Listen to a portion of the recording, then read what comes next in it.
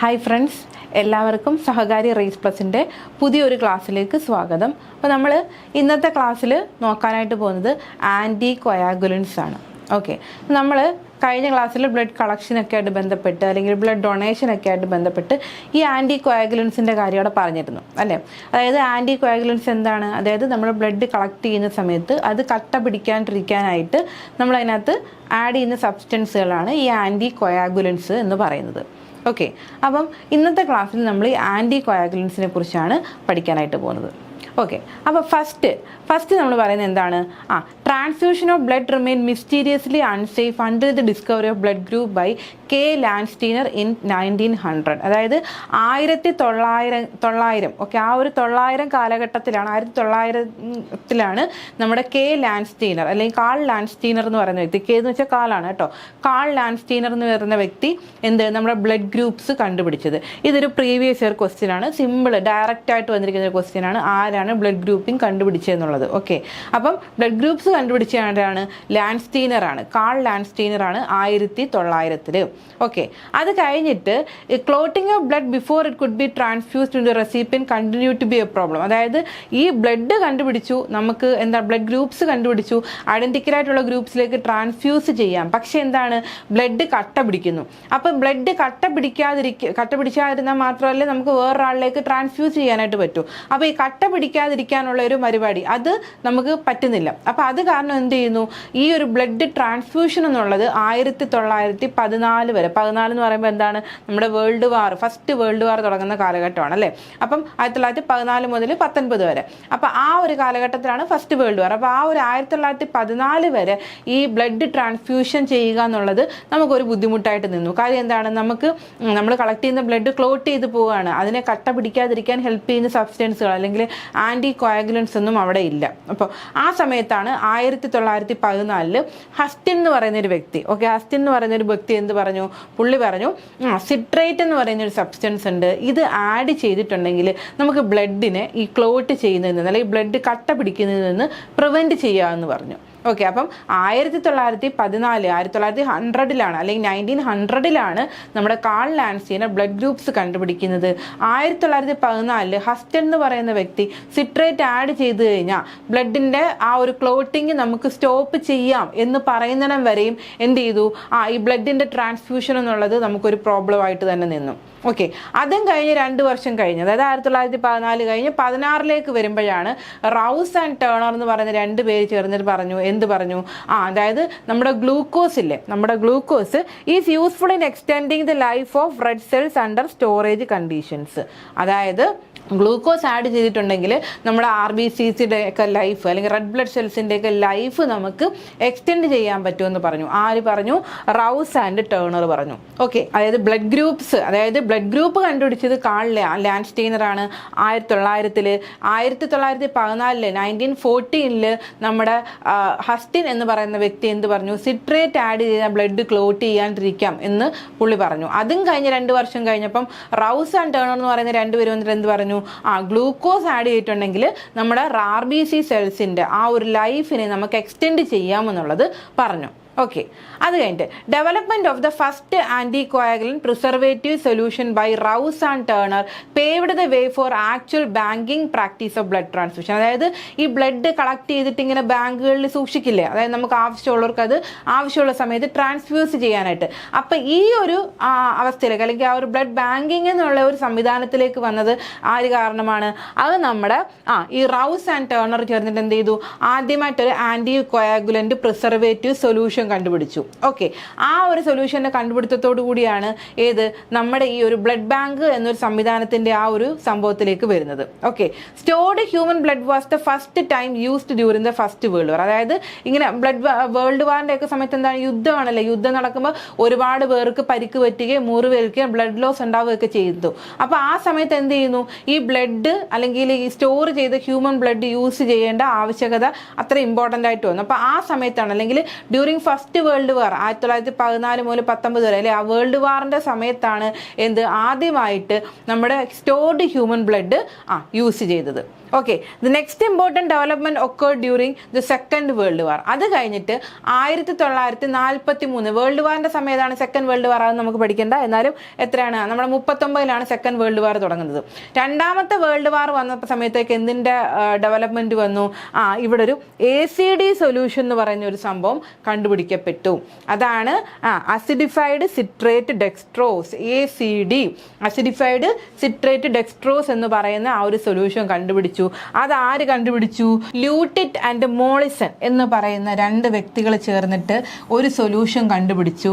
അതാണ് acidified citrate solution അല്ലെങ്കിൽ ACD solution എന്ന് പറയുന്നത്. ഓക്കെ, എന്താണ് ACD? നമ്മൾ ഇനി അങ്ങോട്ട് ആന്റി കോയാഗുലൻസ് പഠിക്കുന്ന സമയത്ത് ഒരുപാട് കേൾക്കാൻ പോകുന്ന ഒരു പേരാണ് ഈ അസിഡിഫൈഡ് ഡെക്സ്ട്രോ സൊല്യൂഷൻ അല്ലെങ്കിൽ ACD. ഇത് ആര് കണ്ടുപിടിച്ചു? നമ്മുടെ ലൂട്ടിറ്റ് ആൻഡ് മോളിസൺ എന്ന് പറയുന്ന 2 പേര് ചേർന്ന് സെക്കൻഡ് വേൾഡ് വാറിന്റെ സമയത്ത് കണ്ടുപിടിച്ചു. എന്തിനു വേണ്ടിയിട്ട്? ക്ലിനിക്കലി ഇതൊരു ആന്റി കോയാഗുലന്റ് സൊല്യൂഷൻ ആയിട്ട് നമുക്ക് യൂസ് ചെയ്യാനായിട്ട്. അപ്പം നമ്മുടെ ബ്ലഡ് ഗ്രൂപ്പിന്റെ അല്ലെങ്കിൽ ആന്റി കോയാഗുലൻസിന്റെ ഒരു ഹിസ്റ്ററി ഇത്രയേ ഉള്ളൂ. എന്താണ്? 1900 നമ്മുടെ ലാൻസ്റ്റീനർ ബ്ലഡ് ഗ്രൂപ്പ് കണ്ടുപിടിച്ചു. അത് കഴിഞ്ഞ് 1914 ഹസ്റ്റിൻ പറഞ്ഞു എന്താണ്, സിട്രേറ്റ് ആഡ് ചെയ്താൽ ബ്ലഡ് ക്ലോട്ട് ആവാണ്ടിരിക്കുന്നു. പിന്നീട് 2 വർഷം കഴിഞ്ഞ് റൗസ് ആൻഡ് ടേണർ വന്നിട്ട് എന്ത് പറഞ്ഞു? ഗ്ലൂക്കോസ് ആഡ് ചെയ്താൽ RBCസിന്റെ ലൈഫ് എക്സ്റ്റെൻഡ് ചെയ്യുമെന്ന് പറഞ്ഞു അല്ലെ. അതും കഴിഞ്ഞ് 1943 അല്ലെങ്കിൽ സെക്കൻഡ് വേൾഡ് വാറിന്റെ കാലഘട്ടത്തിലാണ് നമ്മുടെ ലൂട്ടിറ്റ് ആൻഡ് മോളിസൺ എന്ന് പറയുന്ന 2 പേര് ചേർന്ന് അസിഡിഫൈഡ് സിട്രേറ്റ് ഡെക്സ്ട്രോസ് അല്ലെ, അസിഡിഫൈഡ് സിട്രേറ്റ് ഡെക്സ്ട്രോസ് എന്ന് പറഞ്ഞിട്ട് ഒരു സൊല്യൂഷൻ, അത് ക്ലിനിക്കലി യൂസ് ചെയ്യാൻ വേണ്ടിയിട്ട് ഒരു ആന്റി കോയാഗുലന്റ് സൊല്യൂഷൻ കണ്ടുപിടിക്കുന്നത്. ഓക്കെ, അതുപോലെ സ്റ്റോർഡ് ഹ്യൂമൻ ബ്ലഡ് ആദ്യമായിട്ട് യൂസ് ചെയ്യുന്ന ഏത് ടൈമിലാണ്? അത് നമ്മുടെ ഫസ്റ്റ് വേൾഡ് വാറിന്റെ ടൈമിലാണ്. ഓക്കെ, ഇനി അടുത്ത് നമുക്ക് ആന്റി കോയാഗുലൻസിലേക്ക് കിടക്കാം. ഇപ്പോൾ പ്രധാനമായിട്ടും EDTA and sodium citrate remove calcium which is essential for coagulation. അപ്പം EDTA എന്ന് പറയുന്നത് എന്താണ്? ഒരു ആന്റി കോയാഗുലന്റ് ആണ്. സോഡിയം സിട്രേറ്റും ഒരു ആന്റി കോയാഗുലന്റ് ആണ്. EDTA എന്ന് വെച്ചാൽ എന്താണ്? എത്തിലീൻ ഡയമീൻ ടെട്രാഅസറ്റിക് ആസിഡ് എന്ന് പറയുന്ന ഒരു ആന്റി കോയാഗുലന്റ് ആണ്. അപ്പോൾ ഇതിന്റെ ഒരു വർക്കിംഗ് മെത്തേഡാണ് ഇവിടെ പറഞ്ഞിരിക്കുന്നത്. അതായത് എങ്ങനെ ഈ ആന്റി കോയാഗുലന്റ് വർക്ക് ചെയ്യുന്നു. അതായത് നമുക്കറിയാം ബ്ലഡ് ക്ലോട്ട് ചെയ്യുന്നതിന് കാൽഷ്യം എന്ന് പറയുന്ന ഒരു എലിമെന്റ് അത്യാവശ്യമാണ് അല്ലേ. അപ്പോൾ ഇവരെന്താ വരുന്നത്? EDTA ആയാലും സോഡിയം സിട്രേറ്റ് ആണെങ്കിലും എന്ത് ചെയ്യുന്നു? ഈ ഒരു കാൽഷ്യത്തിന്, അതായത് ബ്ലഡ് ക്ലോട്ടിങ്ങിന് ആവശ്യമായിട്ടുള്ള ഈ ഒരു മെറ്റലായിട്ടുള്ള കാൽഷ്യത്തിനെ അതെന്ത് ചെയ്യുന്നു? അതങ്ങ് റിമൂവ് ചെയ്യുന്നു. അപ്പം കാൽഷ്യത്തിനെ ഒന്നേ വേറൊരു സംഭവമായിട്ട് ബൈൻഡ് ചെയ്തിട്ട് ഒരു പ്രസിപ്പിറ്റേറ്റ് ആയിട്ട് റിമൂവ് ചെയ്യുന്നു, അല്ലെങ്കിൽ കാൽഷ്യത്തിന് എന്ത് ചെയ്യുന്നു? ഒരു ബൗണ്ട് ഫോമിൽ അല്ലെങ്കിൽ ഒരു നോൺ അയണൈസ്ഡ് ഫോമിൽ മാറ്റുന്നു. ഇവിടെ എന്താ നോൺ അയണൈസ്ഡ് ഫോം എന്ന് പറയുന്നത്? അയണൈസ്ഡ് ഫോം ആകുമ്പോൾ അതിനൊരു ചാർജ് ഉണ്ടായിരിക്കും, അപ്പോൾ അതിനൊരു റിയാക്ടിവിറ്റി ഉണ്ടായിരിക്കും, അത് റിയാക്ട് ചെയ്യും. നേരെ മറിച്ച് ചാർജ് ഒക്കെ കൊടുത്ത് നോൺ അയണൈസ്ഡ് ഫോമിൽ അതിനെ സെറ്റിൽ ചെയ്തൊരു സൈഡ് വെച്ച് കഴിഞ്ഞാൽ അത് പിന്നീട് റിയാക്ഷന് വരുത്തില്ല. അപ്പം ഐദർ എന്ത് ചെയ്യുന്നു? ഒരു പ്രസിപ്പിറ്റേറ്റ് ആയിട്ട്, ഓക്കെ, അതായത് ഒരു ഇൻസോലുബിൾ ഓക്സലേറ്റ് പോലത്തെ, ഇൻസോലുബിൾ ആണെങ്കിൽ പ്രസിപ്പിറ്റേറ്റ് എന്ന് പറയില്ലല്ലോ, അപ്പോൾ ഒരു ഇൻസോലുബിൾ ഓക്സലേറ്റ് പോലത്തെ ഒരു പ്രസിപ്പിറ്റേറ്റ് ആയിട്ട് മാറുന്നു, അല്ലെങ്കിൽ ഇതിനൊരു നോൺ അയണൈസ്ഡ് ഫോമിൽ നമ്മുടെ കാൽഷ്യത്തിന് കമ്പൈൻ ചെയ്ത് മാറ്റുന്നു. ഇതാണ് നമ്മുടെ EDTAയും സോഡിയം സിട്രേറ്റും ചെയ്തത്. ഇനി ഹെപ്പാരിന്റെ കേസിൽ ഹെപ്പാരിൻ എന്താ ചെയ്യുന്നത്? ഇത് നമ്മുടെ ആന്റി ത്രോംബിൻ എന്ന് പറയുന്ന ഈ ഒരു സബ്സ്റ്റൻസുമായിട്ട് ഇത് ബൈൻഡ് ചെയ്യുന്നു. ഓക്കെ, അങ്ങനെ ബൈൻഡ് ചെയ്യുന്നത് കാരണം എന്ത് ചെയ്യുന്നു? പല ക്ലോട്ടിംഗ് ഫാക്ടേഴ്സിൻ്റെയും ആ ഒരു ഇൻട്രാക്ഷനെ അത് അവിടെ തടയുകയാണ് ചെയ്യുന്നത്. ഓക്കെ, അപ്പോൾ ഈ ആന്റി ത്രോംബിലാണ് വേറെ ക്ലോട്ടിംഗ് ഫാക്ടേഴ്സും ഒക്കെ എന്ത് ചെയ്യുന്നു? ബൈൻഡ് ചെയ്തിട്ട് അവിടെ ഒരു ക്ലോട്ടിംഗ് നടത്തുന്നത്. ഈ ആന്റി ത്രോംബിനെ പോയിട്ട് നമ്മുടെ ആന്റി കോയാഗുലന്റ് ആയിട്ടുള്ള ഹെപ്പാരിൻ ബൈൻഡ് ചെയ്ത് കഴിഞ്ഞാൽ ഇതിന് ആ ഒരു ആക്ടിവിറ്റി നടത്താൻ പറ്റുമോ? ഇല്ല. അവിടെ അങ്ങനെയാണ് നമ്മുടെ ഹെപ്പാരിന്റെ ഒരു ആക്ഷൻ. ഇനി EDTA is used for blood counts. EDTA നമ്മൾ പറഞ്ഞാണല്ലേ, നമ്മൾ മറ്റേ വാക്യൂറ്റൈന ട്യൂബ്സിന്റെ കാര്യം പറയുമ്പോൾ പർപ്പിൾ കളേർഡ് വാക്യൂറ്റൈന ട്യൂബിൽ എന്താണ് നമ്മൾ EDTA ആഡ് ചെയ്യും. EDTA ആഡ് ചെയ്ത ഒരു സാമ്പിൾ നമ്മൾ എന്തിനു യൂസ് ചെയ്യുമെന്ന് പറഞ്ഞു? ബ്ലഡ് സാമ്പിളിന്, ബ്ലഡ് കൗണ്ടിന് യൂസ് ചെയ്യുമെന്ന് പറഞ്ഞു. അതുപോലെ സോഡിയം സിട്രേറ്റ് അല്ലേ, സോഡിയം സിട്രേറ്റ് നമ്മൾ ഏതിലാണ് ആഡ് ചെയ്യുന്നത്? ബ്ലൂ കളേർഡ് ക്യാപ്പിലാണ് ആഡ് ചെയ്യുന്നത് അല്ലെ. ബ്ലൂ കളേർഡ് ക്യാപ്പുള്ള വാക്യൂറ്റൈന ട്യൂബ്സിലാണ് സോഡിയം സിട്രേറ്റ് ആഡ് ചെയ്യുന്നത്. അങ്ങനത്തെ സാമ്പിൾ നമ്മൾ എന്തിനു യൂസ് ചെയ്യുന്നു എന്ന് പറഞ്ഞു? കൊയാഗുലേഷൻ ടെസ്റ്റിങ്ങിനും അതുപോലെ തന്നെ നമ്മുടെ ESR അല്ലെ, ESR ESR അല്ലെങ്കിൽ എറിത്രോസൈറ്റ് സെഡിമെന്റേഷൻ റേറ്റ് വേണ്ടിയിട്ടുമാണ് നമ്മൾ ഈ സോഡിയം സിട്രേറ്റ് പോലത്തെ ആഡ് ചെയ്തേക്കുന്ന ആന്റികോയാഗുലൻസ് ആഡ് ചെയ്തേക്കുന്ന സാമ്പിൾസ് നമ്മൾ യൂസ് ചെയ്യുന്നത്. ഓക്കെ, അപ്പം EDTയും സോഡിയം സിട്രേറ്റ് എന്താ പ്രധാനമായിട്ട് ചെയ്യുന്നത്? കാൽഷ്യത്തിനെ നമ്മൾ റിമൂവ് ചെയ്യുന്നു. കാൽഷ്യം ഈ ഹെൽപ്സ് ഇൻ എന്താണ്, ഒരു ക്ലോട്ടിങ്ങിന് ഹെൽപ്പ് ചെയ്യുന്ന ഒരു എലിമെന്റ് ആണ് കാൽഷ്യം എന്ന് പറയുന്നത്. ഓക്കെ, അപ്പോൾ ഈ കാൽഷ്യത്തിനെ ഒന്നി ഒരു പ്രസിപ്പിറ്റേറ്റ് ആയിട്ട് മാറ്റുന്നു, അതൊരു ഇൻസോലുബിൾ ഓക്സലേറ്റ് ആയിട്ട് മാറ്റുന്നു, അല്ലെങ്കിൽ ഇതിനെ ഒരു ബൗണ്ട് അല്ലെങ്കിൽ നോൺ അയനൈസ്ഡ് ഫോമിലേക്ക് മാറ്റുന്നു. ഹെപ്പാരിൻ വന്നിട്ട് എന്താ ചെയ്യുന്നത്? ആന്റി ത്രോംബിനോട് ബൈൻഡ് ചെയ്യുന്നു. അതുകൊണ്ട് തന്നെ ഇതിന് വേറെ പല ക്ലോട്ടിംഗ് ഫാക്ടേഴ്സുമായിട്ട് ബൈൻഡ് ചെയ്യാൻ പറ്റാതെ പോകുന്നത് കാരണം അവിടെ ക്ലോട്ടിംഗ് നടക്കുന്നില്ല. EDT നമ്മൾ എന്തിനാണ് യൂസ് ചെയ്യുന്നതെന്ന് പറഞ്ഞു? ബ്ലഡ് കൗണ്ടിനാണ് യൂസ് ചെയ്യുന്നതെന്ന് പറഞ്ഞു. സോഡിയം സിട്രേറ്റ് വന്നിട്ട് കോയാഗുലേഷൻ ടെസ്റ്റിങ്ങിനും അതുപോലെ തന്നെ ESRനൊക്കെ വേണ്ടിയിട്ടാണ് നമ്മൾ sodium citrate anticoagulants add ചെയ്യുന്നതെന്ന് പറഞ്ഞു. ഓക്കെ, ഇനി അടുത്ത for better long term preservation of red cells for certain test and for transfusion purposes citrates is used in combination with dextrose in the form of acid citrate dextrose, അല്ലെങ്കിൽ നമ്മുടെ acidified citrate dextrose എന്ന് പറഞ്ഞിട്ടുള്ള ഫോമിൽ, അല്ലെ ACD, അല്ലെങ്കിൽ citrate phosphate dextrose. Acid citrate dextrose ആണ് ACD, പിന്നെ citrate phosphate dextrose ആണ് CPD. അതിന് വേറൊരു പേരാണ് അൽഷിവേഴ്സ് സൊല്യൂഷൻ എന്ന് പറയും. ഓക്കെ, അപ്പം RBCs എന്തിനാണ് നമുക്ക് കൂടുതൽ നാല് പ്രിസർവ് ചെയ്ത് വെക്കേണ്ടി വരും. അതെപ്പോഴായിരിക്കും പ്രിസർവ് ചെയ്ത് വെക്കേണ്ടി വരിക? RBCസിനെ നമുക്ക് ട്രാൻസ്ഫ്യൂഷൻ പർപ്പസിന് വേണ്ടി, അതായത് ബ്ലഡ് ഡൊണേഷന് വേണ്ടിയിട്ട് യൂസ് ചെയ്യുന്ന സമയത്ത് നമുക്ക് RBCസിനെ എന്ത് ചെയ്യും? കുറേ നാൾ അല്ലെങ്കിൽ ലോങ് ടേം പ്രിസർവേഷൻ വേണ്ടി വരും. അപ്പോൾ ആ സമയത്ത് നമ്മൾ എന്തുമായിട്ടാണ് അത് യൂസ് ചെയ്യുന്നത്? നമ്മൾ ACD അല്ലെങ്കിൽ CPDയുടെ വേറൊരു പേരാണ് അൽഷിവേഴ്സ് സൊല്യൂഷൻ. എന്താണ് CPD? അതാണ് സിട്രേറ്റ് ഫോസ്ഫേറ്റ് ഡെക്സ്ട്രോസ് എന്ന് പറയും. ACD എന്താണ്? ആസിഡ് സിട്രേറ്റ് ഡെക്സ്ട്രോസ് എന്ന് പറയാം. അപ്പോൾ ഈ സൊല്യൂഷനൊക്കെ ആഡ് ചെയ്തിട്ടുണ്ടെങ്കിൽ നമ്മുടെ ഈ RBCs കൂടുതൽ നാൾ നമുക്ക് പ്രിസർവ് ചെയ്ത് വെക്കാനും അങ്ങനെ ട്രാൻസ്ഫ്യൂഷനൊക്കെ യൂസ് ചെയ്യാനും പറ്റും. ഇനി anticoagulant mixtures are also used to compensate for disadvantage in each and to meet the need of analytic purpose. അതായത് ഇപ്പം ഈ ആന്റി കോയാഗുലൻസ് തന്നെ പലതിനും പല പർപ്പസ് ആണ്. അപ്പം നമ്മൾ എന്ത് ചെയ്യുന്നു വെച്ചാൽ ഇതിൻ്റെയൊക്കെ പലതിൻ്റെ മിക്സ്ചേഴ്സ് ആയിരിക്കും യൂസ് ചെയ്യുന്നത്. ഓക്കെ, അപ്പോൾ ഇതിനകത്ത് പറഞ്ഞിട്ടുണ്ട്. ഇപ്പം ACD എന്ന് പറയുമ്പോൾ ആസിഡ് സിട്രേറ്റ് ഡെക്സ്ട്രോസ് ആണ്. CPD എന്ന് പറയുമ്പോൾ എന്താണ്? സിട്രേറ്റ് ഫോസ്ഫേറ്റ് ഡെക്സ്ട്രോസ് ആണ്. ഇവിടെ തന്നെ ഹെപ്പാരിൻ കമ്പൈൻഡ് വിത്ത് EDTA അല്ലെങ്കിൽ ഹെപ്പാരിൻ കമ്പൈൻഡ് വിത്ത് EDT ആയിട്ട് വരും. ഓക്കെ, ഇനി അതല്ലെങ്കിൽ എന്താണ്? സിട്രേറ്റ്, EDTയും സിട്രേറ്റും, പിന്നെ ഹെപ്പാരിൻ കമ്പൈൻഡ് വിത്ത് സോഡിയം ഫ്ലൂറൈഡ്. ഇതൊക്കെ എന്ത് ചെയ്യുന്നു? ഇതൊക്കെ പല പല കോമ്പിനേഷൻ. അപ്പോൾ ഈ പറയുന്ന കോമ്പിനേഷൻസിൽ EDTA മാത്രമായിട്ടായിരിക്കില്ല കാണുന്നത്, ഹെപ്പാരിൻ മാത്രമായിട്ടായിരിക്കില്ല കാണുന്നത്, സിട്രേറ്റ് മാത്രമായിട്ടായിരിക്കില്ല കാണുന്നത്. ഇതൊക്കെ ആന്റി കോയാഗുലന്റ് സൊല്യൂഷൻസ് ആണ്. അപ്പോൾ ഇതിനകത്ത് എന്ത് ചെയ്യുന്നു? ചിലപ്പോൾ ഒന്നോ അതിലധികമോ ആന്റി കോയാഗുലൻസിന്റെ മിക്സ്ചേഴ്സ് ആയിട്ടായിരിക്കും കാണപ്പെടുന്നത്. ഓക്കെ, ഇങ്ങനെ മിക്സ് ചെയ്യുന്ന എന്ത് ചെയ്യുന്നു? Any anticoagulant can be used for collecting blood for flow cytometry. Okay, അപ്പോൾ ഇങ്ങനത്തെ നമുക്ക് എന്ത് ചെയ്യുന്നു? എന്ത് ടൈപ്പ് ഓഫ് ഇതിന് വേണ്ടിയിട്ടും നമുക്ക് യൂസ് ചെയ്യാനായിട്ട് പറ്റും. ഓക്കെ, അപ്പം ആന്റി കോയാഗുലന്റ് മിക്സ്ചേഴ്സ് എന്ന് പറയുമ്പോൾ ഒന്നിൽ കൂടുതൽ ആന്റി കോയാഗുലൻസ് മിക്സ് ചെയ്തിട്ടെടുക്കുന്ന ഒരു സൊല്യൂഷൻസ് ആണ്. ഓക്കെ, അപ്പോൾ അത്രയും മനസ്സിലാക്കിയാൽ മതി. പിന്നെ നമ്മൾ പറഞ്ഞ എന്താണ്? ബ്ലഡ് ട്രാൻസ്ഫ്യൂഷനൊക്കെ യൂസ് ചെയ്യുന്ന കേസിൽ നമ്മൾ ACD അല്ലെങ്കിൽ CPDയുടെ പേരാണ് അൽഷിവേഴ്സ് സൊല്യൂഷൻസ് ഒക്കെ നമ്മൾ യൂസ് ചെയ്യുന്നത്. ഓക്കെ, ഇനി വന്നിട്ട് EDTA അല്ലെങ്കിൽ എന്താണ്? നമ്മൾ കുറേ നേരമായിട്ട് പറയുന്നത് EDTA എന്താണ്? Ethylene diamine tetra acetic acid. അതാണ് അതിൻ്റെ ഫുൾ ഫോം EDTA. അപ്പം EDTA സ്റ്റാൻഡ്സ് ഫോർ എന്നും പറഞ്ഞിട്ട് ഒരു ഓപ്ഷൻ തരികയാണ്. അപ്പോൾ അതിൽ എന്ത് നോക്കണം? Ethylene diamine tetra acetic acid ഉണ്ടോ എന്ന് നോക്കണം. അതാണ് EDTയുടെ എക്സ്പാൻഷൻ. ഓക്കെ, ഈ EDTA എന്ന് പറഞ്ഞാൽ അല്ലെങ്കിൽ എത്തിലീൻ ഡയമീൻ ടെട്രാ അസറ്റിക് ആസിഡിന് വേറെ സോൾട്ടുമായിട്ട് കമ്പൈൻ ചെയ്തിട്ട് അല്ലെങ്കിൽ സോഡിയം അല്ലെങ്കിൽ പൊട്ടാസ്യം സോൾട്ടും ഒക്കെ ആയിട്ട് കമ്പൈൻ ചെയ്തിട്ട് നിൽക്കും. അപ്പോൾ അങ്ങനെ കമ്പൈൻ ചെയ്യുന്ന സമയത്ത് ഇത് കുറച്ചുകൂടെ പവർഫുൾ ആന്റി കോയാഗുലന്റ് ആയിട്ട് മാറും. ഓക്കെ, അങ്ങനെ യൂസ് ചെയ്യുന്ന അല്ലെങ്കിൽ സോഡിയം അല്ലെങ്കിൽ പൊട്ടാസ്യം സോൾട്ട് ഓഫ് EDTA നമുക്ക് എന്ത് ചെയ്യാൻ പറ്റും? അതിനെ നമുക്ക് റൂട്ടീൻ ഹെമറ്റോളജിക്കൽ വർക്കിനൊക്കെ വേണ്ടിയിട്ട് യൂസ് ചെയ്യാൻ പറ്റും. അപ്പോൾ ഈ EDTA എങ്ങനെ ഫങ്ഷൻ ചെയ്യുന്നതെന്ന് വെച്ച് കഴിഞ്ഞാൽ ഇതിന് നമ്മുടെ കാൽഷ്യത്തിനകത്തൊരു കീലേറ്റിംഗ് പ്രോപ്പർട്ടി ആണുള്ളത്. കീലേറ്റിംഗ് പ്രോപ്പർട്ടി എന്ന് പറയുമ്പോൾ എന്താണ്? ഇപ്പോൾ നമ്മുടെ കാൽഷ്യം അയോൺ ഇതാണ് നിൽക്കട്ടെ. ഓക്കെ, അപ്പോൾ ഇതിൻ്റെ കീലേറ്റിംഗ് പ്രോപ്പർട്ടി എന്ന് പറയുമ്പോഴത്തേക്ക് ഈ EDTA ചെന്നിട്ട് ഈ കാൽഷ്യത്തിനെ എല്ലാ സൈഡിൽ നിന്നും ഇങ്ങനെ ബൈൻഡ് ചെയ്ത്, അതായത് ഈ കാൽഷ്യം ഈ മെറ്റലിനെ അങ്ങ് ബൈൻഡ് ചെയ്ത് നിൽക്കും. അതായത് ഇതിന് ഫ്രീലി അവൈലബിൾ ആയിരിക്കത്തില്ല കാൽഷ്യം അയോൺസ്. കാൽഷ്യം ഉണ്ടെങ്കിലേ അവിടെ കൊയാഗുലേഷൻ നടക്കൂ. ഓക്കെ, അപ്പം ഈ EDTA ഒരു ആക്ഷൻ എന്ന് വെച്ചാൽ കീലേറ്റിംഗ് ഇഫക്റ്റ് എന്ന് പറയുന്നത് ഇതാണ്, ആ ഒരു ബൗണ്ടിങ് ആക്ഷൻ ആണ് അവിടെ പറയുന്നത്. ഓക്കെ, അപ്പം ഇങ്ങനെ കീലേറ്റിംഗ് ഇഫക്റ്റ് കിട്ടണമെങ്കിൽ നമുക്ക് എന്ത് ചെയ്യണം? 1 മില്ലി ഓഫ് ബ്ലഡിന് അല്ലെങ്കിൽ 1 മില്ലി ബ്ലഡിന് 1.2 മില്ലിഗ്രാം എന്ന അളവിൽ അൺഹൈഡ്രസ് സോൾട്ട് വേണം. അൺഹൈഡ്രസ് സോൾട്ട് എന്ന് പറയുന്നത് നമ്മുടെ EDTA sodium or potassium salt ഉണ്ടെങ്കിൽ മാത്രമേ നമുക്ക് ഈ പറയുന്നത് കീലേറ്റിംഗ് ആക്ഷൻ കിട്ടത്തുള്ളൂ. എത്രയാണ് നമ്മൾ പറയുന്നത്? 1 മില്ലിഗ്രാം ബ്ലഡിന് 1 മില്ലി ലിറ്റർ ബ്ലഡിന് എത്ര വേണം?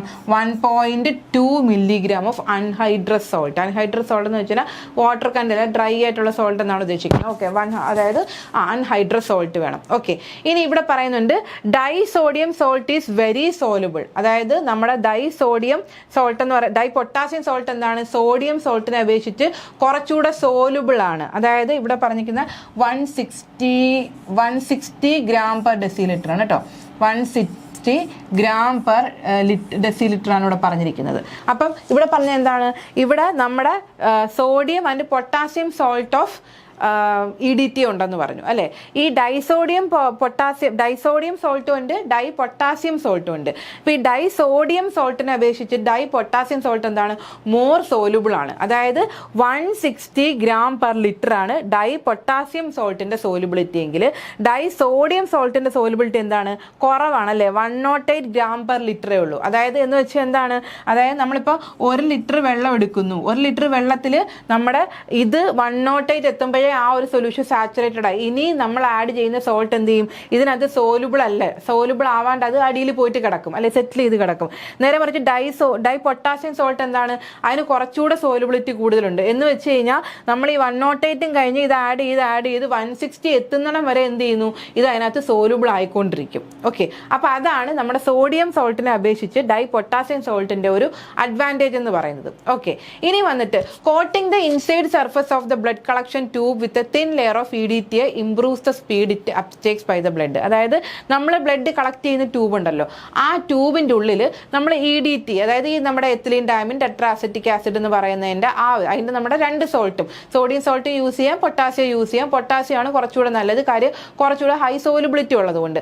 അപ്പം നമ്മൾ എന്ത് ചെയ്യുന്നു? നമ്മൾ കളക്ട് ചെയ്യുന്ന ആ ഒരു ട്യൂബിൻ്റെ അകത്ത് നമ്മൾ എന്തു ഇതിൻ്റെ EDTA ഒരു ലെയർ നമ്മൾ അപ്ലൈ ചെയ്തിട്ടുണ്ടെങ്കിൽ ബ്ലഡ് വന്ന് അങ്ങനെ ഫില്ല് ചെയ്യല്ലേ. ബ്ലഡ് വന്ന് ഫില്ല് ചെയ്യുന്ന സമയത്ത് എന്ത് ചെയ്യുന്നു? ഈ ഒരു ലെയർ കൂടുതൽ ബ്ലഡിലേക്ക് എന്ത് ചെയ്യുന്നു? അബ്സോർബ് ചെയ്യപ്പെടാനായിട്ട് സാധിക്കും. ഇനി വന്നിട്ട് നമ്മൾ ഡൈലിഥിയം സോൾട്ട് ഓഫ് EDTA ഉണ്ട് അല്ലേ. നമ്മൾ വാക്യൂട്ടേനെ ട്യൂബ്സ് പറയുന്ന സമയത്ത് പറഞ്ഞിരുന്നു, അതായത് ലൈറ്റ് കളർ അല്ലേ, ഡാർക്ക് കളർ ഉള്ളതിനകത്ത് നമ്മൾ എന്താണ്? സോഡിയം സോൾട്ട് ആണെന്ന് പറഞ്ഞു. ഇനി ലൈറ്റ് കളറിൽ എന്താണ്? അത് ലിഥിയം സോൾട്ട് ഓഫ് EDTA ആണ് ആഡ് ചെയ്യുന്നതെന്ന് പറഞ്ഞു. ഇതും എന്താണ്? ഇത് നമ്മുടെ ഒരു ആന്റി കോയാഗുലന്റ് ഇഫക്റ്റ് ഉള്ള ഒരു ആന്റി കോയാഗുലന്റ് ആണ് അല്ലേ. ഇതിനെന്താണ് പറയുന്നത്? ഈ നമ്മുടെ കെമിക്കൽ ഇൻവെസ്റ്റിഗേഷൻ ഒക്കെ യൂസ് ചെയ്യുന്ന സമയത്ത് നമുക്ക് ഈ ഒരു ആന്റി കോയാഗുലന്റ് ആഡ് ചെയ്തേക്കുന്ന ഈ ഒരു നമ്മുടെ ആ ഒരു സാമ്പിൾ നമുക്ക് എന്ത് ചെയ്യുന്നു? കെമിക്കൽ ഇൻവെസ്റ്റിഗേഷൻ യൂസ് ചെയ്യാം. അതായത് ഇതിനൊരു ആന്റി കോയാഗുലന്റ് പർപ്പസും ഉണ്ട്, അതുപോലെ തന്നെ അതേ സാമ്പിളുകൾ നമുക്ക് എന്ത് ചെയ്യാൻ പറ്റും? കെമിക്കൽ ഇൻവെസ്റ്റിഗേഷൻ ഒക്കെ വേണ്ടിയിട്ട് യൂസ് ചെയ്യാം. അവിടെ എന്താണ് ആഡ് ചെയ്യുന്നത്? ഡൈലിഥിയം സോൾട്ട് ഓഫ് EDTA ആണെങ്കിൽ.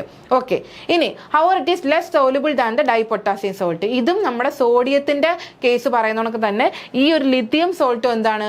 ഡൈ പൊട്ടാസ്യം സോൾട്ടിനെ അപേക്ഷിച്ച് നോക്കുമ്പം അതിന്റെ സോലുബിലിറ്റിയും കുറവാണ്. ഇപ്പോൾ ഡൈ പൊട്ടാസ്യം സോൾട്ടിന്റെ സോലുബിലിറ്റി വീണ്ടും പറഞ്ഞിട്ടുണ്ട് എത്രയാണ്? 160 ഗ്രാം പെർ ലിറ്റർ ആണ്. ഓക്കെ, ഇനി the try potassium salt dispensed in liquid form has been recommended in the USA by NCCLS. എന്താണ് NCCLS എന്ന് വെച്ച് കഴിഞ്ഞാൽ? അപ്പം ഈ നമ്മൾ നേരത്തെ പറഞ്ഞ എന്താണ്? ഇതെല്ലാം ഡൈ സോൾട്ടുകളാണ് അല്ലേ. അതായത് disodium, dilithium, dipotassium സോൾട്ടുകളാണ്. പക്ഷെ ഇവിടെ എന്താണ്? നമ്മുടെ ഈ ട്രൈ പൊട്ടാസ്യം സോൾട്ടും എന്ത് ചെയ്യുന്നു? ലിക്വിഡ് ഫോമിൽ നമുക്ക് യൂസ് ചെയ്യാമെന്ന് പറയുന്നുണ്ട് USA. ഓക്കെ, അത് NCCLS എന്ന് പറയുന്നത് അതായത് നമ്മുടെ USA ഒരു ലാബാണ്. അതായത് national council for clinical laboratory standards എന്ന് പറയുന്നിട്ട് ഒരു ലാബിൻ്റെ ഒരു സ്റ്റാൻഡേർഡ്സ് വെച്ചിട്ട് അവർ പറയുന്നതാണ്. അതായത് ഈ നമ്മുടെ ഡൈ സോഡിയത്തിനെ പോലെ തന്നെ ട്രൈ പൊട്ടാസ്യം സോൾട്ട് നമുക്ക് യൂസ് ചെയ്യാനായിട്ട് പറ്റുമെന്നും. ഓക്കെ, ഇനി അടുത്ത വന്നിട്ട് our blood delivered into the solution will be slightly diluted and the try potassium salt produce some shrinkage of the red cells. Okay, അപ്പോൾ ഇവിടെ എന്താ സംഭവിക്കുന്നത്? ഈ ഡൈ പൊട്ടാസ്യം സോൾട്ട് പോലെ തന്നെ നമുക്ക് ട്രൈ പൊട്ടാസ്യം സോൾട്ട് യൂസ് ചെയ്യാനായിട്ട് പറ്റും. പക്ഷെ എന്ത് സംഭവിക്കുന്നു എന്ന് വെച്ച് കഴിഞ്ഞാൽ എന്താണ്, ഈ സൊല്യൂഷനിലേക്ക് എത്തുന്ന ബ്ലഡ് കുറച്ചൊന്ന് ഡൈല്യൂട്ട് ആകുന്നുണ്ട്. അതുപോലെ തന്നെ അവിടുത്തെ RBCs എന്ത് ചെയ്യുന്നു, ഷ്രിങ്കേജ് അല്ലെങ്കിൽ ഒരു ചുരുക്കം സംഭവിക്കുന്നുണ്ട്. ഇങ്ങനെ ചുരുങ്ങുമ്പോൾ എന്ത് സംഭവിക്കുന്നു വെച്ച് കഴിഞ്ഞാൽ ഇതിൻ്റെ PCV കുറയും. അതായത് ഒരു 2 മുതൽ 3% വരെ PCV കുറയും. PCV എന്ന് വെച്ചാൽ എന്താണ്? PCV എന്ന് വെച്ച് കഴിഞ്ഞാൽ നമ്മുടെ പാക്ഡ് സെൽ വോളിയം എന്ന് പറയും. Okay, packed cell volume. Okay, ഇപ്പം ഞാനിപ്പോൾ ഒരു 100 ml ബ്ലഡ് എൻ്റെ ബോഡിയിൽ നിന്ന് എടുത്തു. അപ്പം ഞാൻ എൻ്റെ PCV നോക്കുമ്പം അതിപ്പോൾ ഒരു 40 ആണെന്നിരിക്കട്ടെ. 40 എന്ന് വെച്ച് കഴിഞ്ഞാൽ ഇതിനകത്തുള്ള റെഡ് സെൽസ് എല്ലാം കൂടെ അതിൻ്റെ ആ ഒരു volume in that 100 ml of blood, അതാണ് ഈ പാക്ഡ് സെൽ വോളിയം എന്ന് പറയുന്നത്. ഓക്കെ, അപ്പോൾ ഈ PCV ഇപ്പോൾ കുറഞ്ഞാൽ ഇപ്പോൾ എന്താണ് പ്രശ്നം, അത് ഞാൻ പറയാം. അതിപ്പോൾ നമുക്ക് അനീമിയ വരുന്ന കേസിൽ എന്താണ്, നമ്മുടെ RBCs ഇത് കുറവായിരിക്കും. ഓക്കെ, ആ കേസിൽ PCV കുറവായിരിക്കും. ഓക്കെ, മനസ്സിലായോ? ഇനി അപ്പോൾ എന്ത് ചെയ്യുന്നു, അവിടെ ഇങ്ങനെ ഈ ഒരു RBCകളുടെ ചുരുക്കം അതായത് RBC ഒന്ന് ഷ്രിങ്കേജ് ചെയ്യുന്നുണ്ട്, ഒന്ന് ചുരുങ്ങുന്നതാണ്. അവിടെ ഒരു 2 മുതൽ 3% വരെ പാക്ഡ് സെൽ വോളിയത്തിൽ ഒരു കുറവ് സംഭവിക്കുന്നുണ്ട് അല്ലെ. ഇപ്പോൾ ഒരു 50 പാക്ഡ് സെൽ വോളിയത്തിൽ എന്ത് ചെയ്യുന്നു, അതിൻ്റെ ഒരു 2% അവിടെ കുറയുന്നുണ്ട്, അല്ലെങ്കിൽ ഒരു 2 മുതൽ 3% വരെ അവിടെ കുറവ് സംഭവിക്കുന്നുണ്ട്. ഓക്കെ, പാക്ഡ് സെൽ വോളിയം 2 മുതൽ 3% വരെ കുറയുന്നുണ്ട്. പക്ഷെ അത് കഴിഞ്ഞിട്ട് എന്ത് നമ്മുടെ മീൻ സെൽ വോളിയം അതായത് MCV എന്ത് ചെയ്യുന്നു, ചെറുതായിട്ട് കൂടുകയും ചെയ്യുന്നുണ്ട്. അതാണ് നമ്മുടെ ഈ ട്രൈ പൊട്ടാസ്യം സോൾട്ട് യൂസ് ചെയ്തിട്ടുള്ള ആ ഒരു ബ്ലഡ് കളക്ഷനിൽ സംഭവിക്കുന്നത്. ഓക്കെ, അതായത് റെഡ് സെൽസിന്റെ ഷ്രിങ്കേജ് സംഭവിക്കുന്ന കാരണം 2 മുതൽ 3% വരെ പാക്ഡ് സെൽ വോളിയത്തിലൊരു കുറവ് സംഭവിക്കുന്നുണ്ട് വിത്തിൻ 4 hours ഓഫ് കളക്ഷൻ. അത് കഴിഞ്ഞിട്ട് എന്താ സംഭവിക്കുന്നത്, മീൻ സെൽ വോളിയം കൂടുകയാണ് ചെയ്യുന്നത്. Okay, by contrast there are negligible changes when the dipotassium salt is used. അപ്പം നമ്മുടെ ട്രൈപൊട്ടാസ്യം സോൾട്ട് യൂസ് ചെയ്യാന്ന് പറഞ്ഞേക്കുന്നത് ഈ അമേരിക്കയുടെ ഈ ഒരു ലാബ് സ്റ്റാൻഡേർഡ്സ് വെച്ചിട്ടാണ്. പക്ഷേ ഇവിടെ നേരെ മറിച്ച് നമ്മൾ ഡൈപൊട്ടാസ്യം സോൾട്ടാണ്, ട്രൈപൊട്ടാസ്യത്തിന് പകരം ഡൈപൊട്ടാസ്യം സോൾട്ടാണ് യൂസ് ചെയ്യുന്നതെങ്കിൽ ഈ പറഞ്ഞ ഇത്രയും വലിയ ചേഞ്ചസ് ഉണ്ടാവില്ല. അവിടെ വളരെ നെഗ്ലിജിബിൾ അല്ലെങ്കിൽ നമുക്ക് കാര്യമാക്കേണ്ടതായിട്ടുള്ള അത്രയും മൈന്യൂട്ടായിട്ടുള്ള ചേഞ്ചസ് മാത്രമേ ഉണ്ടാവുന്നുള്ളൂ. Okay, the international council of standardisation in haematology recommends the dipotassium salt at a concentration of 1.50 to 2.2 milligram per milliliter of blood. അതായത് എത്രയാണ്, 1.50 to 2.2 milligram per millilitre of blood ആണ് എവിടെ പറയുന്നത്, നമ്മുടെ international council of standardisation haematology പറയുന്നത്. Dipotassium സോൾട്ടിന്റെ concentration 1.50 to 2.2 milligram per milliliter of blood. Okay, try potassium salt may be accepted as an alternative. പക്ഷേ നമുക്ക് എന്ത് ചെയ്യാം, അതൊരു ഓൾട്ടർനേറ്റീവ് ആയിട്ട് ചൂസ് ചെയ്യാന്നേ ഉള്ളൂ. പക്ഷേ എപ്പോഴും നല്ലത് ഡൈ പൊട്ടാസ്യം തന്നെയാണ് അല്ലേ. ഡൈ സോഡിയത്തിനേക്കാളും ബെറ്റർ ആണ്. എന്തുകൊണ്ടാണ്, അവിടെ ഡൈ സോഡിയത്തിനേക്കാളും ഡൈ ലിത്തിയത്തിന് അപേക്ഷിച്ചും ഇതിന്റെ സോലുബിലിറ്റി കൂടുതലാണ് അല്ലെ. 160 gram per ലിറ്റർ ഉണ്ട്. നേരെ മറിച്ച് ഇതെന്താണ്, ട്രൈ പൊട്ടാസ്യം വേണമെങ്കിൽ യൂസ് ചെയ്യാം. പക്ഷെ ട്രൈ പൊട്ടാസ്യം വരുമ്പോഴത്തേക്ക് RBCസിന്റെ ഷ്രിങ്കേജിന് കാരണമാവുകയും PCV അവിടെ കൂടുകയും കുറയുകയും ചെയ്യുന്ന ഒരു അവസ്ഥ ഉണ്ടാവുന്നുണ്ട്. ഓക്കെ, പിന്നെ നമുക്ക് ചില കേസിൽ ഒരു ഓൾട്ടർനേറ്റീവ് എന്ന രീതിയിൽ മാത്രം എന്ത് ചെയ്യാം, ട്രൈ പൊട്ടാസ്യം സോൾട്ട് നമുക്ക് യൂസ് ചെയ്യാനായിട്ട് പറ്റും. ഇനി Na3EDTA അതായത് നമ്മുടെ tri sodium salt is not recommended. എന്തുകൊണ്ടാണ്, ട്രൈ സോഡിയം സോൾട്ടിന് എന്താണ്, നമ്മുടെ pH വളരെ കൂടുതലായിരിക്കും. അതുകൊണ്ടാണ് ട്രൈ സോഡിയം സോൾട്ട് യൂസ് ചെയ്യാത്തത്. പക്ഷേ ഡൈ പൊട്ടാസ്യം സോൾട്ടാണ് നമ്മൾ ഏറ്റവും റെക്കമെൻഡ് ആയിട്ടുള്ളത്. പിന്നെ ട്രൈ പൊട്ടാസ്യം നമുക്ക് ചില കേസുകളിൽ യൂസ് ചെയ്യാം, പക്ഷേ നമ്മുടെ ട്രൈ സോഡിയം യൂസ് ചെയ്യുന്നില്ല. ഓക്കെ, ഡൈ സോഡിയം നമ്മൾ പറയുന്നുണ്ടെങ്കിലും ട്രൈ സോഡിയം നമ്മൾ അക്സെപ്റ്റേ ചെയ്യുന്നില്ല. കാര്യം എന്തുകൊണ്ടാണ്, കാര്യം അതിൻ്റെ pH കൂടുതലായതുകൊണ്ട്. ഓക്കെ, ഇത് ഭയങ്കര വലിയ സംഭവമൊന്നുമല്ല, പക്ഷെ നിങ്ങൾ ജസ്റ്റ് ഒന്ന് കേട്ട ആ ഒരു ഐഡിയ ഒന്ന് മനസ്സിലാക്കിയിരുന്നാൽ മാത്രം മതി. ഓക്കെ, ഇവിടെ എത്രയാണ് നമ്മുടെ international council for standardisation haematology പറയുന്ന ഡൈപൊട്ടാസ്യം സോൾട്ടിന്റെ concentration 1.50 to 2.2 milligram per milliliter of blood ആണ് പറയുന്നത്. ഓക്കെ, ഇനി അടുത്തത് ഡിസഡ്വാൻറ്റേജസ് ആണ് പറയുന്നത്. അതായത് നമ്മൾ ഈ പറയുന്ന EDTA ഒക്കെ എന്ത് ചെയ്യുന്നു, ആൻറ്റി കോയാഗുലൻ്റ് ഒക്കെ യൂസ് ചെയ്യുമ്പം ഇതിന് കുറേ ബെനിഫിറ്റ്സ് ഉണ്ടല്ലേ, പ്രിസർവേഷൻ അല്ലെങ്കിൽ ലോങ് ടേം സ്റ്റോറേജിനൊക്കെ യൂസ് ചെയ്യുമെന്ന് പറയുമ്പോഴും കുറച്ച് ഡിസഡ്വാൻറ്റേജസ് ഉണ്ട്. അതെന്തൊക്കെയാണ് പറയുന്നത്?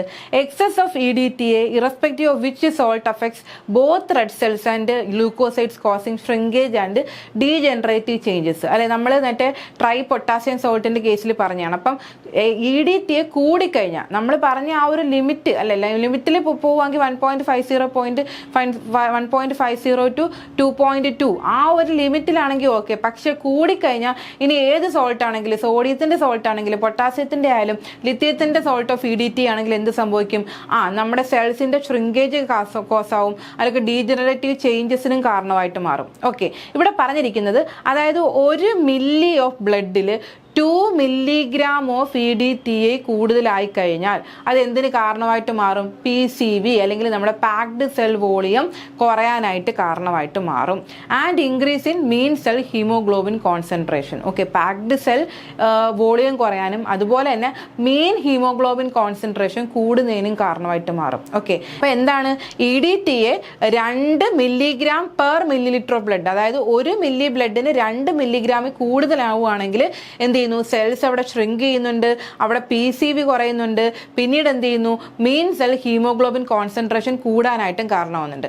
അതുപോലെ തന്നെ പ്ലേറ്റ്ലെറ്റ്സിനെയും ഇത് അഫക്റ്റ് ചെയ്യും. കാര്യം EDTA കൂടിയിട്ടുണ്ടെങ്കിൽ എന്ത് ചെയ്യുന്നു വെച്ചിട്ടുണ്ടെങ്കിൽ ഈ പ്ലേറ്റ്ലെറ്റ്സ് ഡിസെൻറ്റിഗ്രേറ്റ് ചെയ്തു പോകും. ഓക്കെ, പ്ലേറ്റ്ലെറ്റ്സ് ആദ്യം ഇങ്ങനെ വീർത്ത് വന്നിട്ട് ഇത് പൊട്ടിപ്പോകുന്ന സമയത്ത് ഈ വരുന്ന ഓരോ പ്ലേറ്റ്ലെറ്റ്സിൻ്റെ ആ ഒരു ഫ്രാഗ്മെൻറ്റ്സ് വലിയ ഫ്രാഗ്മെൻറ്റ്സ് ആയിരിക്കും. അതുകൊണ്ട് തന്നെ ഈ ഫ്രാഗ്മെൻറ്റ്സിനെല്ലാം എന്തായിട്ട് കൺസിഡർ ചെയ്യും?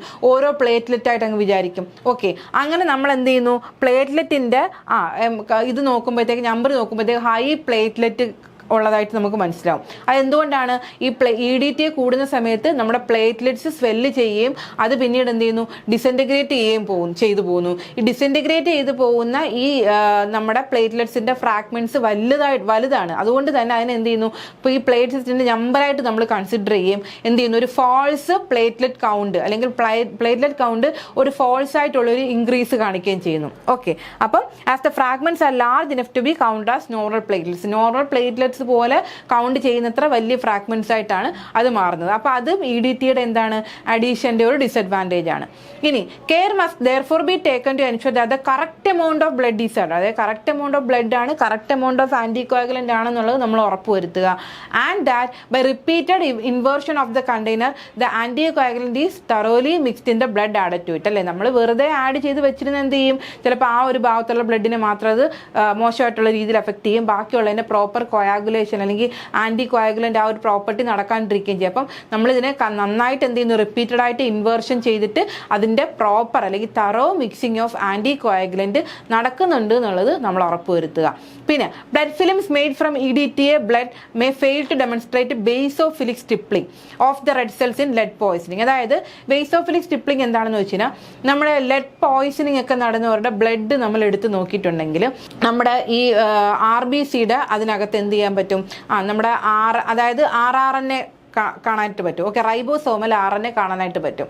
നേരെ മറിച്ച് EDTA യൂസ് ചെയ്തിട്ടുള്ള ബ്ലഡ് ഫിലിംസ് ആണ്. ഇപ്പം ഒരു ലെഡ് പോയിസണിങ് വന്നിട്ടുള്ള ഒരാളുടെ ബ്ലഡ് നമ്മൾ എടുത്തു. ഓക്കെ, ആ ബ്ലഡ് നമ്മൾ EDTA വെച്ചിട്ടാണ് ട്രീറ്റ് ചെയ്തിട്ട് ഉള്ളത്. എന്നിട്ട് അയാളുടെ ബ്ലഡ് ഫിലിം നമ്മൾ എക്സാമിൻ ചെയ്ത് നോക്കുകയാണെങ്കിൽ യൂഷ്വലി ലെഡ് പോയിസണിങ്ങിൽ കാണേണ്ടുന്ന ആ ഒരു ബേസോഫിലിക് സ്റ്റിപ്ലിങ് ഇതിനകത്ത് നമുക്ക് കാണാനായിട്ട് പറ്റത്തില്ല. ഓക്കെ, അപ്പോൾ അതെന്താണ്? അതും ഒരു ഡിസഡ്വാൻറ്റേജ് ആയിട്ട് പറയേണ്ടി വരും. ഓക്കെ, ഇനി EDTA has also been shown to cause leuco agglutination. എന്ന് വെച്ചാൽ എന്താണ്?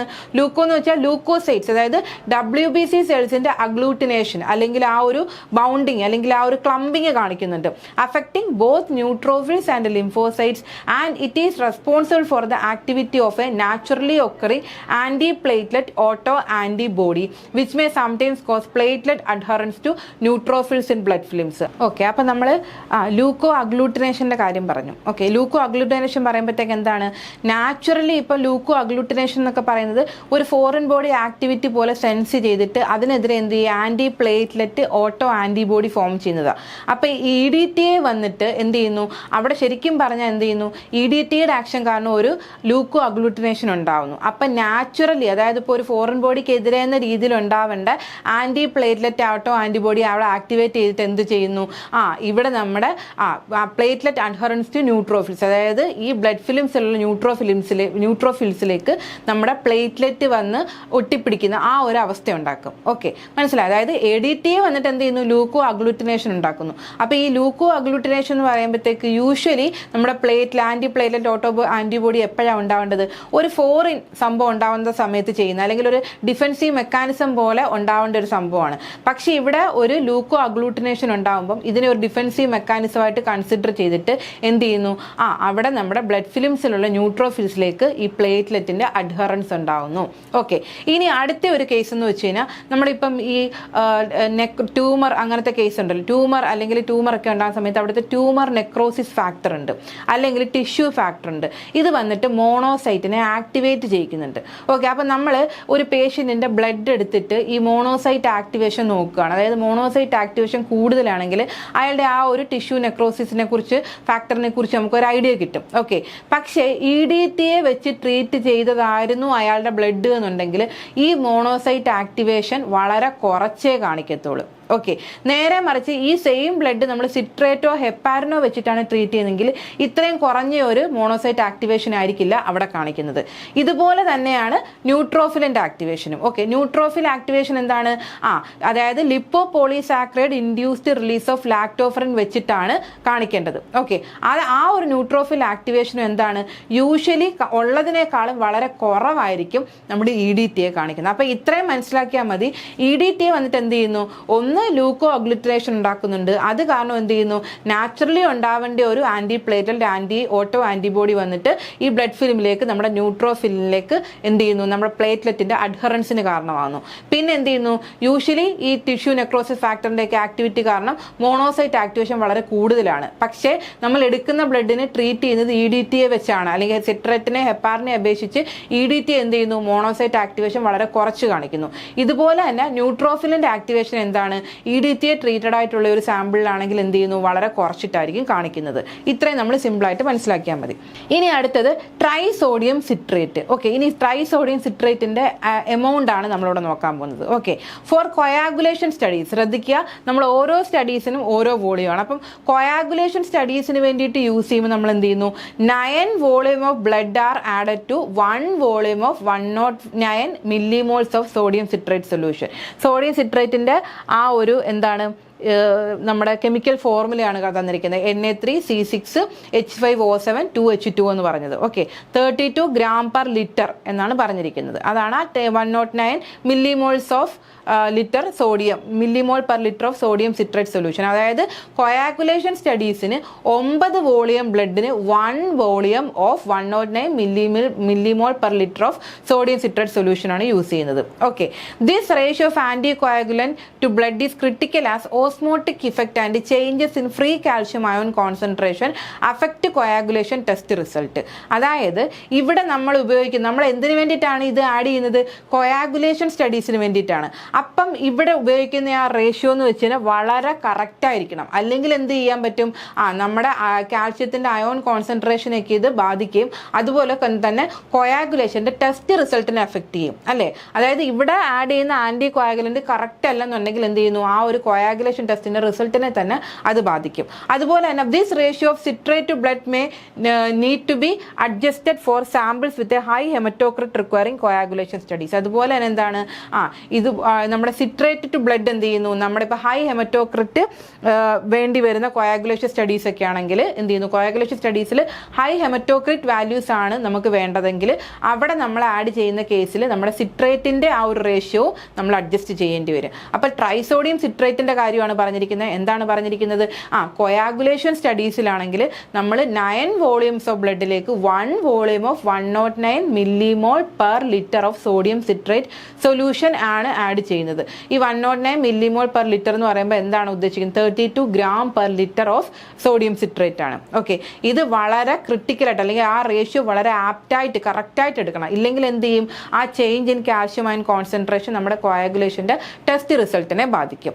ഇനി നമ്മൾ ESRന്റെ ഫൈൻഡിങ്സിന് വേണ്ടിയിട്ടാണ് യൂസ് ചെയ്യുന്നത്. നമ്മൾ എന്ത് ചെയ്യുന്നു? 4 വോളിയം ബ്ലഡിന് 1 volume of the sodium citrate solution ആണ് നമ്മൾ യൂസ് ചെയ്യുന്നത്. അത് ആഡ് ചെയ്തിട്ട് ഇമ്മീഡിയറ്റ്ലി നമ്മൾ നന്നായിട്ട് മിക്സ് ചെയ്യണം. ഈ മിക്സ്ചർ നമ്മൾ പിന്നെ എന്ത് ചെയ്യുന്നു? ഒരു വെസ്റ്റർ ഗ്രൻ ട്യൂബിലാണ് നമ്മൾ എടുക്കുന്നത്. ഓക്കെ, അപ്പോൾ കോയാഗുലേഷൻ സ്റ്റഡീസിൽ 9 വോളിയം ഓഫ് ബ്ലഡിൽ 1 പാർട്ട് ഓഫ് നമ്മുടെ സോഡിയം സിട്രേറ്റ് ആണെങ്കിൽ ESRന് 4 വോളിയം ഓഫ് ബ്ലഡിന് 1 volume of sodium citrate solution ആയിരിക്കും ആഡ് ചെയ്യുന്നത്. ഓക്കെ, ഇനി ഹെപ്പാരിൻ്റെ കേസ് വരുമ്പം lithium or sodium salt of heparin at a concentration of 10 to 20 IU per milliliter of blood is a commonly used anticoagulant. അതായത് എത്രയാണ്? ഹെപ്പാരിൻ്റെ തന്നെ lithium സോൾട്ടും നമ്മുടെ EDTയുടെ തന്നെ സോഡിയം പൊട്ടാസ്യം ലിഥിയം സോൾട്ട് അല്ല, അതുപോലെ തന്നെ ഹെപ്പാരിൻ്റെയും ലിഥിയം അല്ലെങ്കിൽ സോഡിയം ഒക്കെ സോൾട്ട് ഉണ്ട്. ഇത് ഏത് കോൺസെൻട്രേഷൻ നമ്മൾ എടുക്കും? 10 to 20 international unit per millilitre of blood ആണ് നമ്മൾ കൂടുതലായിട്ടും ആന്റികോയാഗുലന്റ് എന്ന രീതിയിൽ എടുക്കുന്നത്. കെമിസ്ട്രിക്കായാലും അല്ലെങ്കിൽ ഗ്യാസ് അനാലിസിസ് അല്ലെങ്കിൽ അങ്ങനത്തെ ടെസ്റ്റിനൊക്കെ വേണ്ടിയിട്ട്. Okay, it does not alter the size of the red cells. അപ്പോൾ ഈ ഒരു എമൗണ്ടിൽ എടുത്തിട്ടുണ്ടെങ്കിൽ നമ്മുടെ റെഡ് സെൽസിന്റെ സൈസിനെ ഒന്നും ഓൾട്ടർ ചെയ്യുന്നില്ല. And it is recommended when it is important to reduce to a minimum the chance of lysis occurring after blood has been withdrawn. പക്ഷെ ഒരു പ്രശ്നം എന്താണെന്ന് വെച്ച് കഴിഞ്ഞാൽ റെഡ് സെൽസിന്റെ സൈസിനെ അഫക്റ്റ് ചെയ്യുന്നില്ലെങ്കിലും അവിടെ റെഡ് സെൽസിൻ്റെ ഒരു ബ്രേക്കേജ് അല്ലെങ്കിൽ ഒരു ലൈസിസ് ഉണ്ടാവാനുള്ളൊരു സാധ്യതയുണ്ട്. Okay, so it is thus the best anticoagulant for osmotic fragility test and is suitable for immunophenotyping. Okay, അതുകൊണ്ട് തന്നെ എന്ത് ചെയ്യാൻ പറ്റും? നമുക്ക് ഈ പറയുന്ന ഈ ഹെപ്പാരിൻ സോഡിയത്തിനെ അല്ലെങ്കിൽ lithium or sodium salt of ഹെപ്പാരിനെ നമുക്ക് എന്ത് ചെയ്യാൻ പറ്റും? അതൊരു ബെസ്റ്റ് ആൻറ്റികോയാഗുലന്റ് നമുക്ക് കൺസിഡർ ചെയ്യാം. അതായത് ഇപ്പോൾ ഓസ്മോട്ടിക് ഫ്രെജിലിറ്റി ഉള്ള കേസിൽ എന്ത് ചെയ്യാൻ പറ്റും? അല്ലെങ്കിൽ നമുക്ക് ഇമ്മ്യൂണോ ഫിനോടൈപ്പിങ്ങിനൊക്കെ വേണ്ടിയിട്ട് നമ്മൾ ഏത് കോയാഗുലന്റ് ആഡ് ചെയ്യുമെന്ന് ചോദിച്ചു sodium or lithium salt of ഹെപ്പാരിനെ നമുക്ക് യൂസ് ചെയ്യാനായിട്ട് പറ്റും. ഓക്കെ, അടുത്തത് however heparin is not suitable for blood counts as it often induces platelet and leucocyte clumping. അപ്പം അതാണ് ഇവിടെ പറയുന്നത്. എന്താണ് നമ്മൾ നേരത്തെ പറഞ്ഞോണക്ക്? എന്താണ് ഈ പറഞ്ഞോണക്ക്? നമ്മുടെ ഇമ്മ്യൂണോ ഫിനോടൈപ്പിങ്ങിനോ അല്ലെന്നുണ്ടെങ്കിൽ ഓസ്മോട്ടിക് ഫ്രെജിലിറ്റി ഒക്കെ കോസ് ചെയ്യുന്നത് കൊണ്ടൊക്കെ നമുക്ക് എന്ത് ചെയ്യുന്നത്? ഒരു ബെസ്റ്റ് ആന്റി കോയാഗുലന്റ് ആയിട്ട് നമുക്ക് യൂസ് ചെയ്യാനായിട്ട് പറ്റും. ഓക്കെ, പിന്നെ അടുത്ത പറയുന്ന ഒരു പ്രശ്നം എന്താണെന്ന് വെച്ച് കഴിഞ്ഞാൽ നമുക്ക് ബ്ലഡ് കൗണ്ടിന് നമുക്ക് ഈ ഹെപ്പാരിൻ ആഡ് ചെയ്ത ആ ഒരു ബ്ലഡിൻ്റെ സൊല്യൂഷനെ നമുക്ക് യൂസ് ചെയ്യാനായിട്ട് പറ്റില്ല. കാരണം എന്ന് വെച്ച് കഴിഞ്ഞാൽ എന്ത് ചെയ്യുന്നു?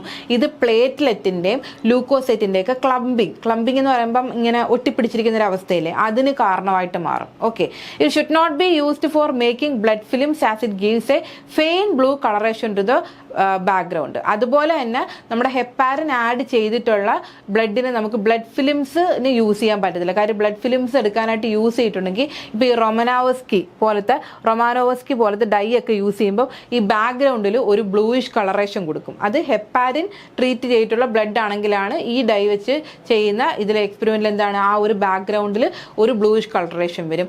അതുപോലെ തന്നെ it inhibits enzyme activity and it should not be used in the study of polymerase chain reaction. അതായത് PCR ടെസ്റ്റിംഗ് ഒക്കെ നടക്കുന്ന സമയത്ത് നമ്മൾ ഒരുപാട് എൻസൈംസിന്റെ ആക്ഷൻ അവിടെ വരുന്നുണ്ട്.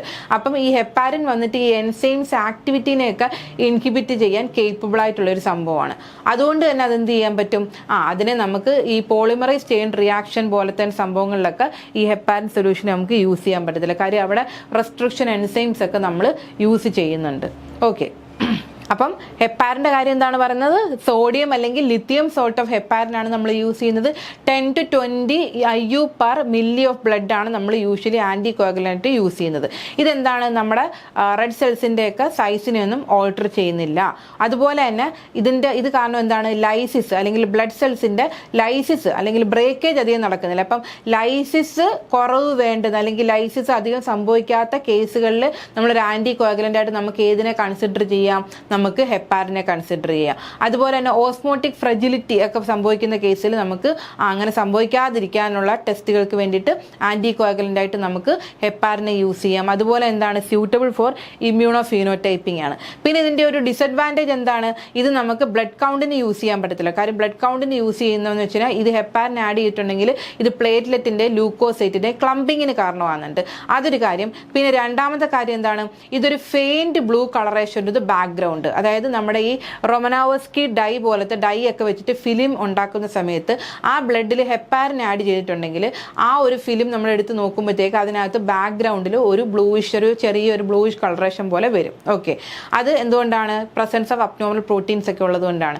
പിന്നെ നമ്മുടെ PCR പോലത്തെ അല്ലെങ്കിൽ റെസ്ട്രിക്ഷൻ എൻസൈംസ് ഒക്കെ ഉപയോഗിക്കുന്ന റിയാക്ഷൻസിന് വേണ്ടിയിട്ട് ഈ ഹെപ്പാരിൻ ചേർത്തിട്ടുള്ള ബ്ലഡ് നമുക്ക് യൂസ് ചെയ്യാൻ പറ്റത്തില്ല. കാര്യം ഹെപ്പാരിൻ വന്നിട്ട് എൻസൈംസിൻ്റെ ആക്ടിവിറ്റീനെ ഇൻഹിബിറ്റ് ചെയ്യും. ഓക്കെ, അപ്പോൾ ഈ ആൻറ്റി കോയാഗുലൻസ് എന്ന് പറയുന്ന സംഭവത്തിൽ ഇങ്ങനത്തെ കുറച്ച് കാര്യങ്ങളൊക്കെയാണ് പറയുന്നത്.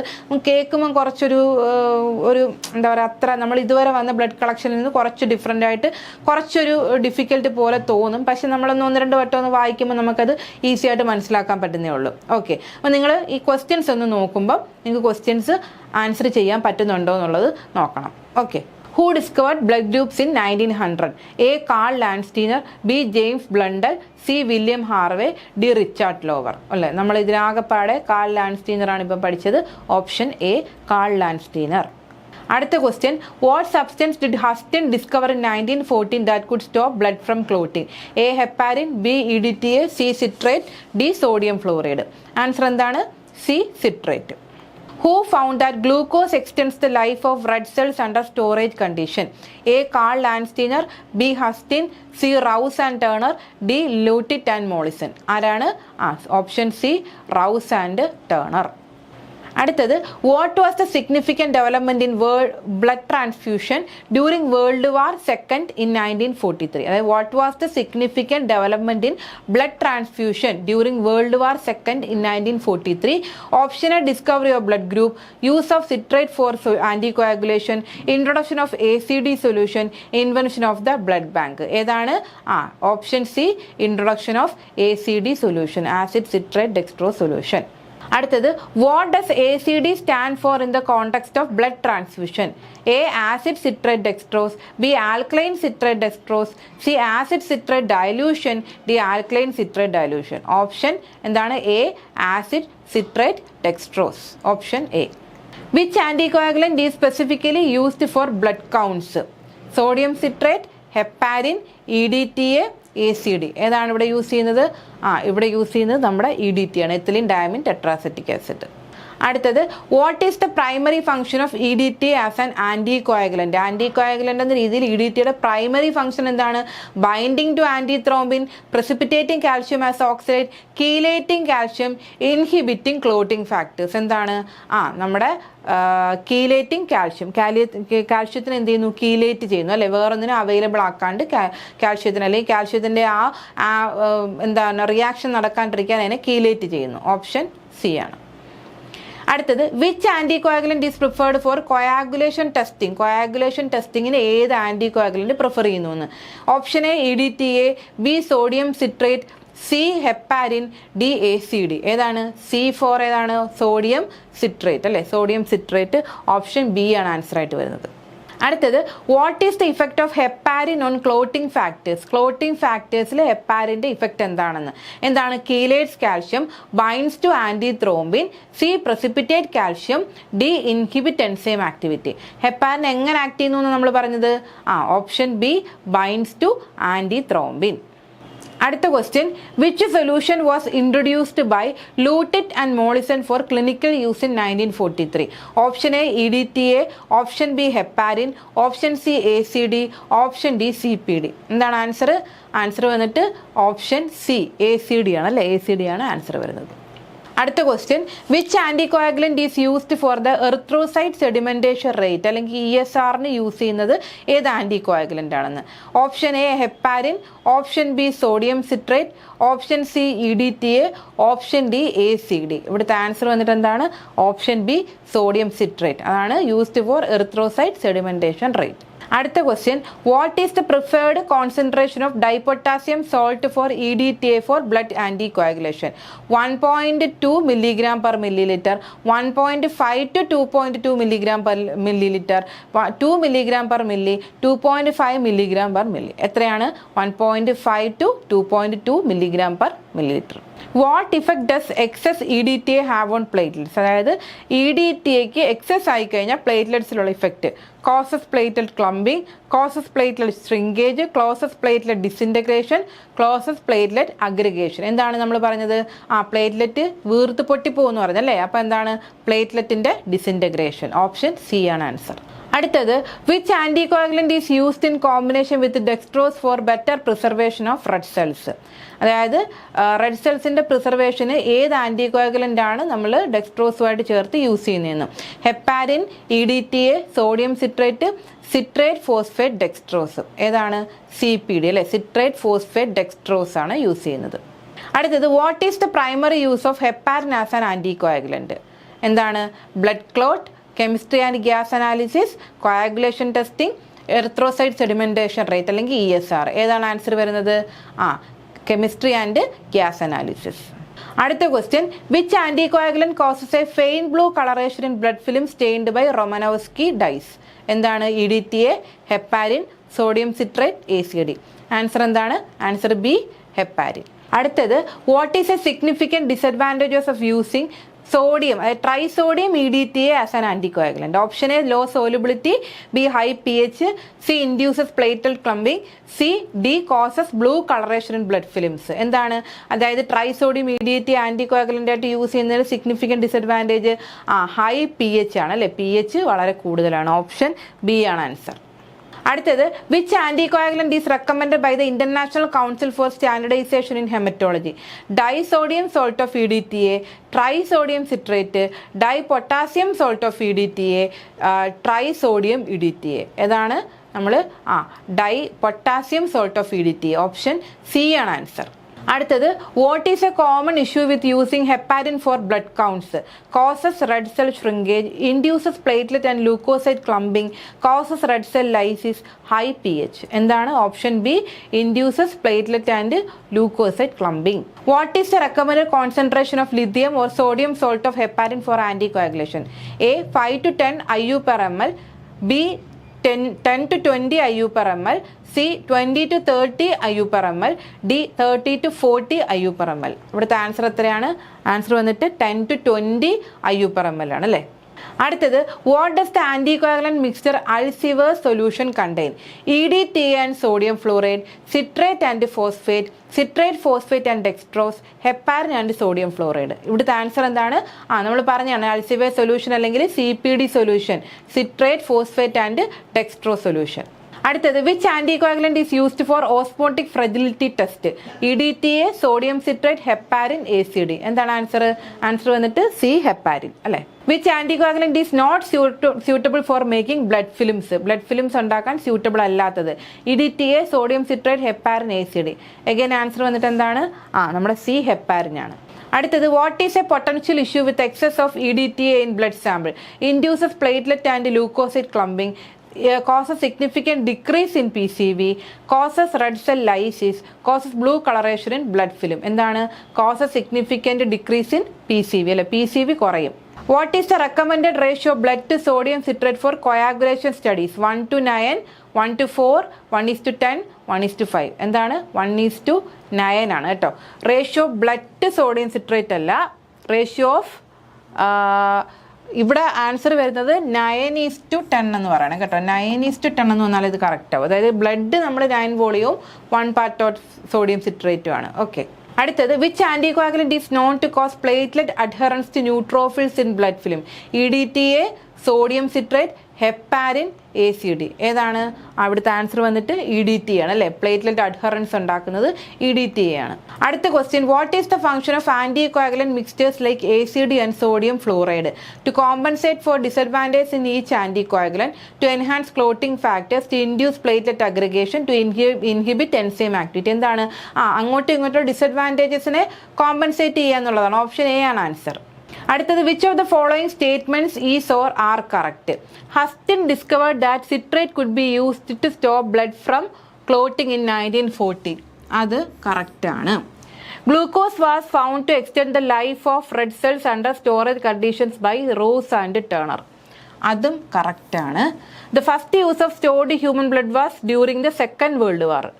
അത് തെറ്റാണ് അല്ലേ, ഫസ്റ്റിൻ്റെ സമയത്തായിരുന്നു യൂസ് ചെയ്തത്. അപ്പം ഫസ്റ്റും സെക്കൻഡുമാണ് കറക്റ്റായിട്ടുള്ളത്. Option A is the right answer.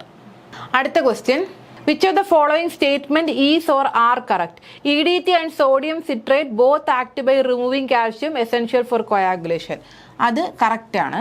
Heparin binds to antithrombin inhibiting the interaction of several clotting factors. അതും കറക്റ്റാണ്. EDTA is used for coagulation testing. അതെന്താണ്? അത് EDTA is used for coagulation testing എന്ന് പറയുന്നത് തെറ്റാണ് അല്ലേ. അപ്പോൾ ഇവിടുത്തെ ആൻസർ എന്താണ്? 1ഉം 2ഉം ആണ് ആൻസർ ആയിട്ട് വരുന്നത് അല്ലേ, 1ഉം 2ഉം. അപ്പം ഓപ്ഷൻ സി ആണ് ആൻസർ. അടുത്തത്, which of the following statement is or are incorrect? Sodium citrate is used for the erythrocyte sedimentation rate. അത് കറക്റ്റാണ്. Heparin suitable for blood count. അത് തെറ്റാണ് അല്ലേ, കാര്യം ക്ലംപിംഗ് ഉണ്ടാക്കുന്നതുകൊണ്ട് യൂസ് ചെയ്യാൻ പറ്റില്ല. The dipotassium salt of EDTA is preferred over the disodium salt due to higher solubility. അതും കറക്റ്റാണ്. അപ്പോൾ ഇവിടെ തെറ്റായിട്ടുള്ള ഏതാണ്? 2 ഒള്ളിയാണ് തെറ്റായിട്ടുള്ളത്. ഓപ്ഷൻ സി ആണ് ആൻസർ. Option C. അടുത്തത്, which of the following statement is or are correct? Excess EDTA can cause a significant decrease in packed cell volume. PCV കുറയും അല്ലേ, PCV കുറയും, 2 to 3% ഡിക്രീസ് എന്ന് പറഞ്ഞു. EDTA can cause artificial increase in platelet count by causing fragments to be counted as normal platelets. അതെ, അതും നടക്കുന്നുണ്ട്, അതും കറക്റ്റാണ്. പിന്നെ trisodium EDTA is recommended for anticoagulation because of its high pH. Recommend ചെയ്യുന്നില്ല, not recommended ആണ്. Okay, അപ്പം ഇത് തെറ്റാണ്. അപ്പോൾ ഇവിടുത്തെ കറക്റ്റ് ഏതാണ്? 1 and 2 ആണ്. ഓപ്ഷൻ ബി ആണ് റൈറ്റ് ആയിട്ടുള്ള ആൻസർ. അടുത്ത question, which of the following statements is or are correct? Excess EDTA can cause platelet adherence to neutrophils in blood films. അത് കറക്റ്റാണ്. Heparin is the preferred anticoagulant for immunophenotyping. അതും കറക്റ്റാണ്. EDTA is used in flow cytometry. അത് കറക്റ്റാണ്. അപ്പോൾ എന്താണ് option? എന്താണ്? All of them. എല്ലാം ശരിയായിട്ടുള്ള ആൻസറാണ് അല്ലേ, എല്ലാം ശരിയായിട്ടുള്ള ആൻസറാണ്. ഡി ആണ് ആൻസറായിട്ട് വരുന്നത്. അപ്പോൾ ഇത്രയേ ഉള്ളൂ. നമ്മുടെ ആൻറ്റികോയാഗുലൻസിൻ്റെ ഫസ്റ്റ് പാർട്ട് ഇവിടെ കഴിഞ്ഞിരിക്കുകയാണ്. Okay, thank you.